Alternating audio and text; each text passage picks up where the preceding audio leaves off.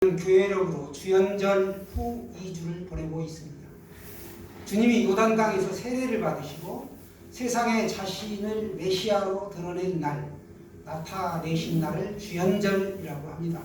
성탄절 이후로 12일째 되는 날이 주연절이죠. 그래서 지난 1월 6일이 주연절이었습니다. 성경은 3927 그래서 66권 전체가 나타내는 그 핵심 단어가 있는데 예수는 그리스도라고 증언하고 있습니다. 신약 오실 예수, 구약 오실 예수 그리스도, 신약은 오신 예수 그리스도.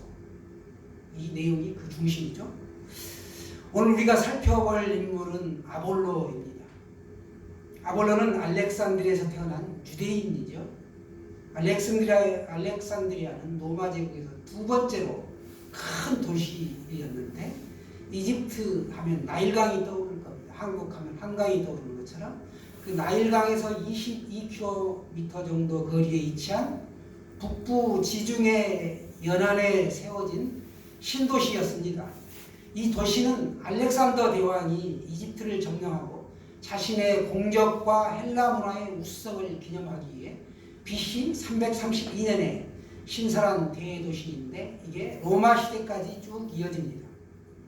알렉산드리아는 고대 지중해 지역에서 아테네 못지않는 문화와 학문의 중심지가 되었습니다. 그래서 학문의 도시답게 박물관이라든지 도서관, 그 밖에 교육, 문화 이런 활동들을 할 수 있도록 토론의 광장이 많이 되어 있었고 마음대로 말씀을 증거할 수가 있었습니다.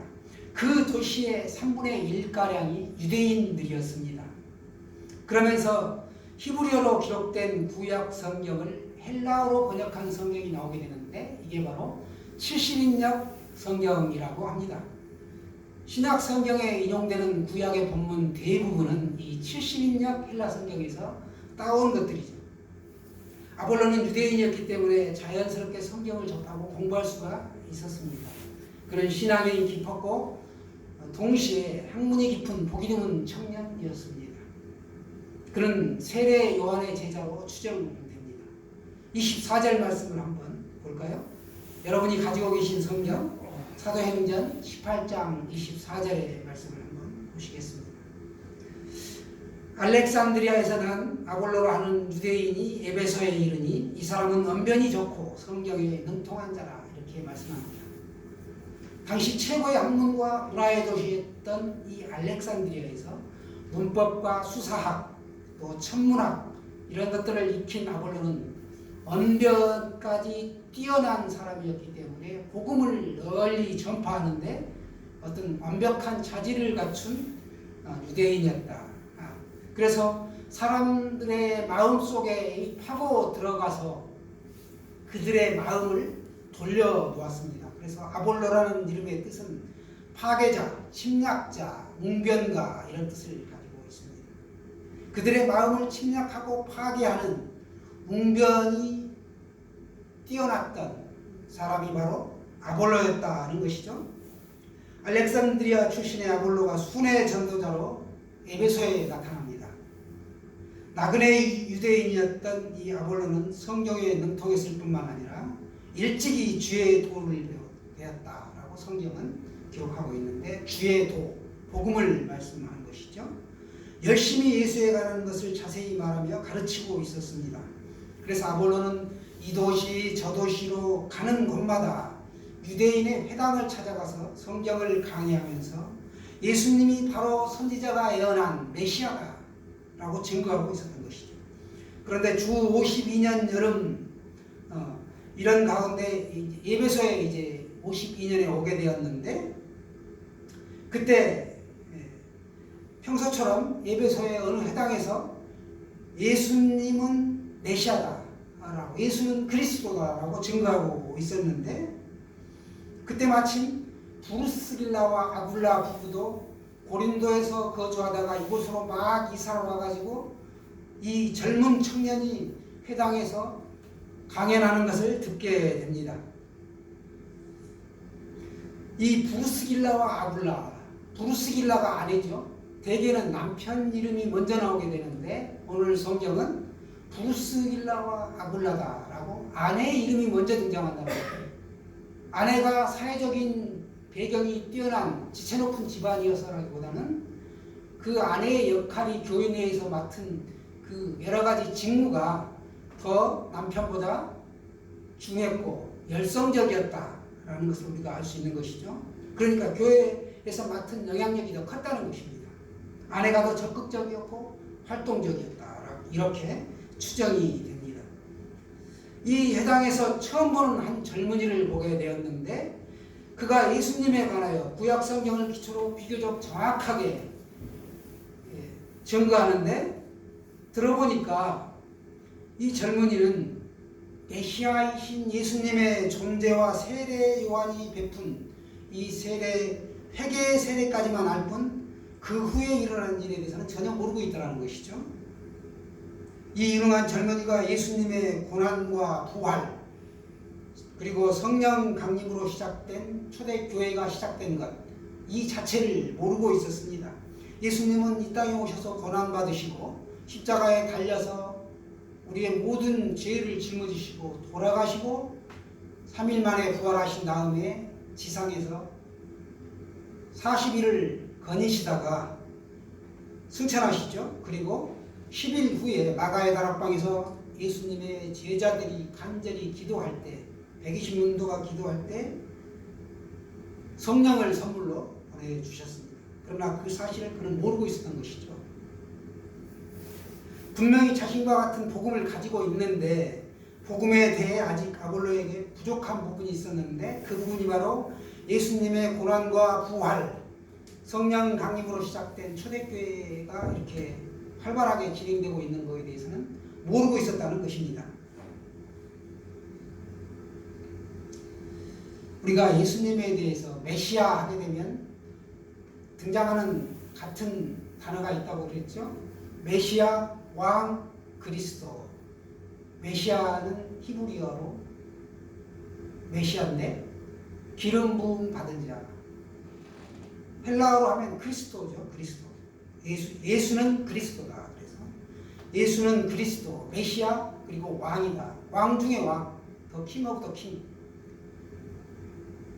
왕이라는 것은 우리가 그분의 통치를 받는다는 것이죠. 그래서 이 같은 뜻을 내포하고 있습니다. 메시아, 왕, 그리스도.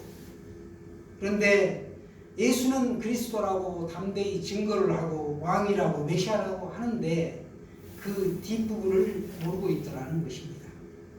그래서 브리스빌라와 아굴라 부부는 이 젊은이를 자신의 집으로 초대를 해가지고 아주 극진하게 대접을 합니다. 그러면서 그 아볼로에게 더 많은 교제를 나누는 가운데 그동안 보고 듣고 배운 바 하나님의 도를 더 자세히 풀어서 일러주게 되었고 아볼로는 자신에게 부족했던 예수님에 관한 지식과 복음의 진술을 채울 수 있었습니다. 천막을 만드는 평범한 이 50대 중년 부부에게 뛰어난 성경학자여 언변가였던 아볼로가 겸손하게 배우고 있던 그런 모습을 우리가 상상해 볼 수 있습니다. 27절에 보시면 아볼로는 업무상 에게해를 건너 아가야의 수도 고린도로 가게 되는데 브루스길라와 아굴라 부부를 비롯한 이 에베소 교회의 믿음의 형제들이 고린도 교회의 형제들에게 아볼로를 극진하게 영접해 줄 것을 부탁하는 편지를 띄우게 됩니다. 고린도 교회 성도들은 그 서신에 따라 아볼로를 아주 귀하게 맞아 주었습니다.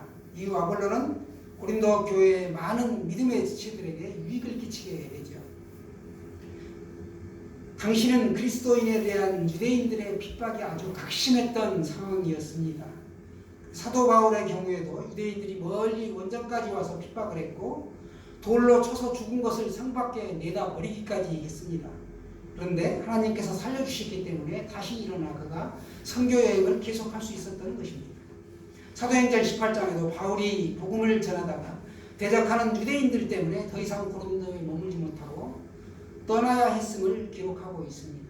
이런 고린도의 유대인 회당에서 이제 아볼로가 예수는 메시아다라고 증거를 하였습니다. 매우 위험천만한 일이었죠.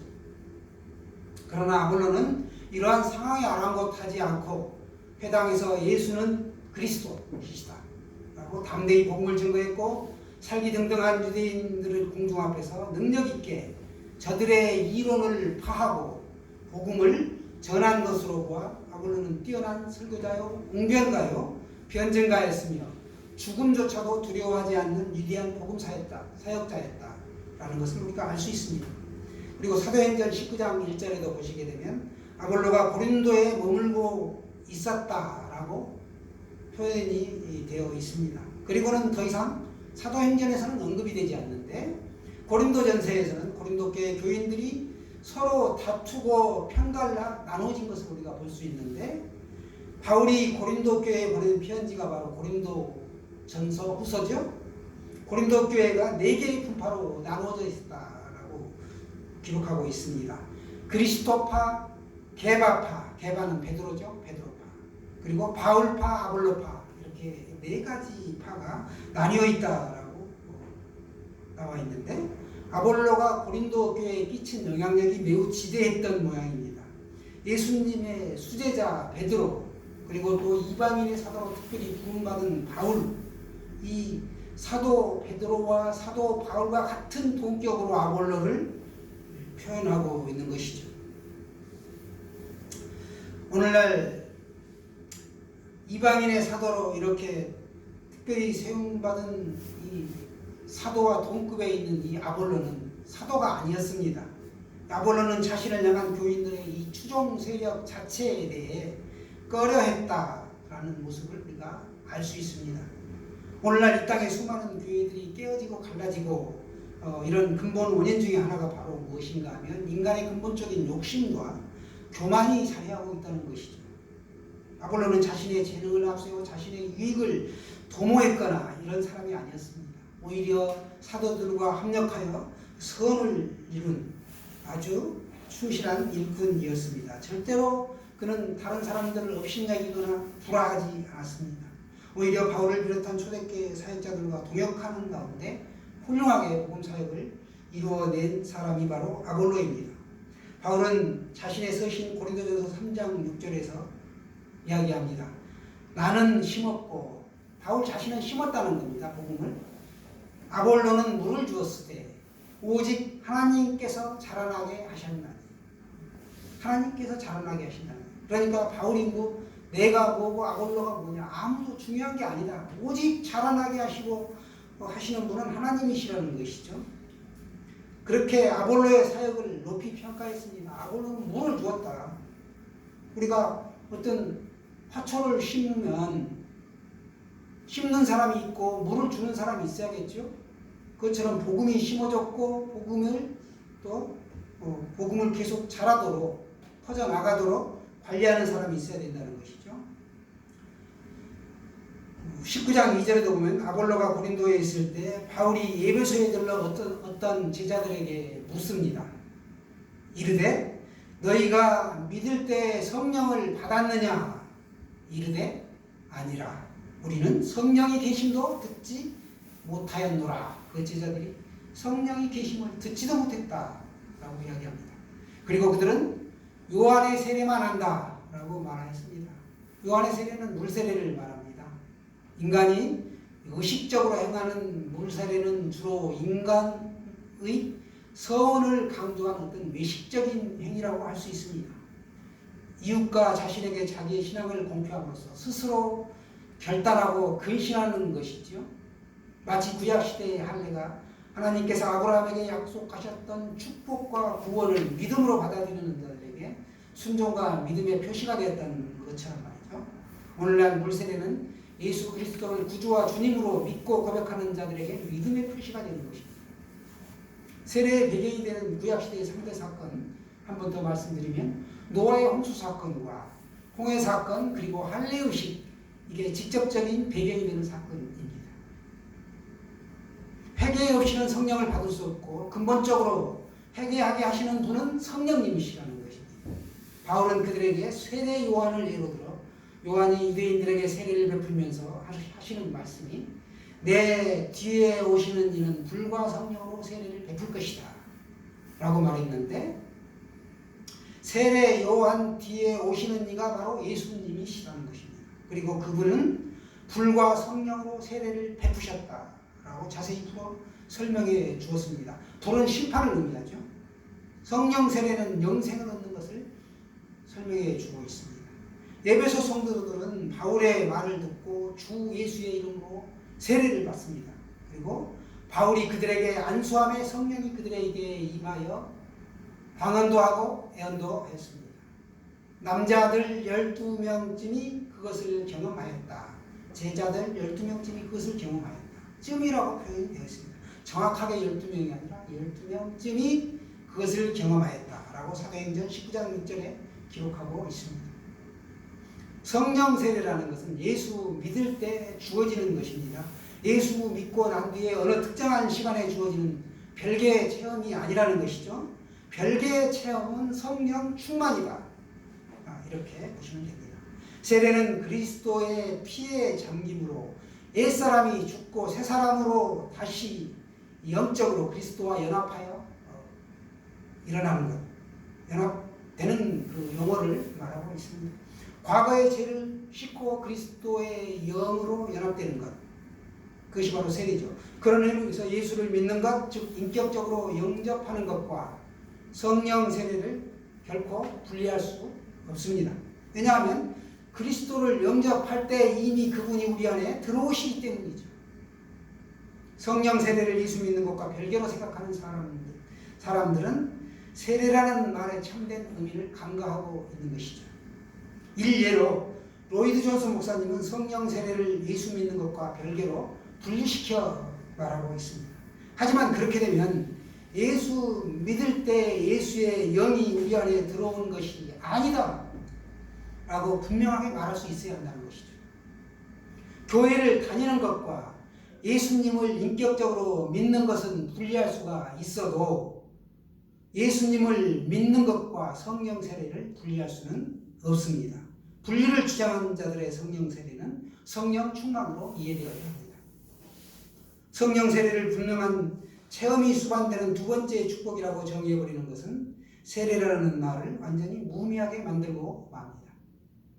아볼로가 예수를 알면서도 성령 세례를 몰랐던 것은 예수님의 가르침은 알았지만 부활과 성령 강림에 대한 소식을 전혀 몰랐기 때문이었습니다. 아볼로의 예를 들어 우리가 믿는 것과 또 성령이 마음속에 오심으로 예수 그리스도와 함께 연합된다 라고 따로 분리하게 되면 심각한 문제가 발생됩니다. 우리가 흔히 거듭났다, 예수님을 인격적으로 만났다는 것은 그냥 저냥 교회에 다니다가 예수님을 진정으로 믿게 된 전환점이다 라고 보시면 됩니다. 예수님을 믿고 영접할 때 성령이 오심으로 성령 세례를 받고 그 뒤에 충만하게 하시는 경험을 하는 것이 일반적인 예입니다. 주 50년대에 예수님에 대한 지식은 성령이 오시기 전에 것으로 한정될 수 있어도 오늘날 전하는 복음에는 성령 강림과 영접 등 모든 것을 우리가 완전히 하나의 소식으로 듣기 때문에 영접하는 일, 즉 믿는 것과 성령 세례를 분리시킬 수 없습니다. 불가 주장은 존 스타트 목사님이 하셨는데 그분의 책에 잘 기록되어 있습니다. 예수 믿을 때 우리는 성령으로 세례를 받습니다. 그러니까 물 세례와 성령 세례는 분리될 수가 있어도 영접과 성령 세례는 결코 분리될 수가 없습니다. 오늘날 우리가 가지고 있는 이 스마트폰이 최고의 통화 품질과 어떤 인터넷 기능, 여러 가지 다기능이 있죠. 저도 이렇게 기능이 좋은, 제가 가지고 있는 게 갤6입니다. 갤6. 그런데 TV 광고를 보니까 갤21, 21까지 나갔단 말이죠. 모델이. 엄청난 기능이 있습니다. 이 지금 앱을 보시면 뭐 감당을 못하게 많아요. 이 기능 다 쓰지도 못합니다. 신상국 집사님이 선물로 주셔가지고 잘 쓰고 있는데 이 기능이 있어도 이게 지금 전원에 충전이 되어 있어서 쓸 수 있는 것이지, 이게 다 소모되고 전원이 나가게 되면 고철덩어리에 불과합니다. 스마트폰을 스마트폰 되게 하는 것, 이게 바로 전원이라는 것이죠. 배터리가 소모되면 재충전해야 되는데, 그러려면 전원에 연결을 해야 되죠. 마찬가지로 우리의 삶이 이 전원인 성령님과 예수님과 하나님과 이렇게 연결이 되어 있어야 돼요. 굳건하게. 조인이 되어 있지 않으면 아무 능력이 나타나지 않고 세상에 마귀의 장난에 쓰러지고 넘어지고 피투성이 됩니다. 아볼로는 성경에 능통한 자였으며 탁월한 은변과 가말로로 에베소와 고린도 유대인 성도들에게 예수님의 그 이야기를 전한 뒤 역사의 무대로 조용하게 사라집니다. 자신을 드러내지 않죠. 브리스길라와 아굴라 부부를 만나서 예수님의 고난과 십자가에 죽으시고 부활하시고 승천하시고 다시 오시마 약속하신 것을 다 듣게 되지요. 그리고 성령을 이 땅에 선물로 보내주셨다는 것, 그리고서 고린도에 가서 복음을 능력 있게 전했던 것입니다. 아볼로는 성경에 능통한 자였으며 탁월한 은봉과 가마력으로 이렇게 큰 예수님의 사역을 잘 감당하였습니다. 사도가 아님에도 불구하고 복음 전도자로, 오늘날 같은 순회 전도자,